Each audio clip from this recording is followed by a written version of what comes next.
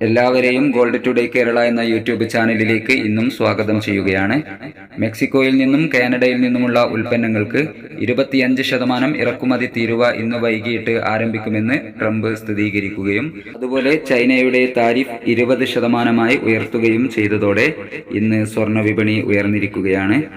ഇന്നലെ രാവിലെ സ്വർണ്ണവില പ്രഖ്യാപിക്കുമ്പോൾ അന്താരാഷ്ട്ര മാർക്കറ്റിൽ ഔൺസിന് $2,863 പരിധിയിലായിരുന്ന സ്വർണ്ണവില ഇന്ന് ഉയർച്ചയോടുകൂടി $2,891 പരിധിയിലാണ് എത്തി നിൽക്കുന്നത്.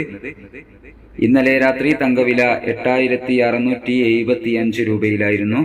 വൈകി വരുന്ന ഇന്നത്തെ തങ്കവില 11 മണിയോടുകൂടി കമന്റ് ബോക്സിൽ പിൻ ചെയ്യുന്നതാണ്.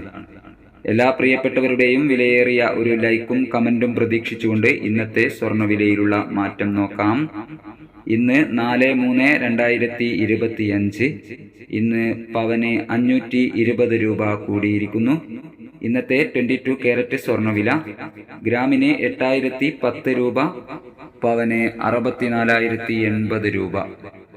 സിൽവർ 106 രൂപയിലേക്ക് ഉയർന്നിരിക്കുന്നു.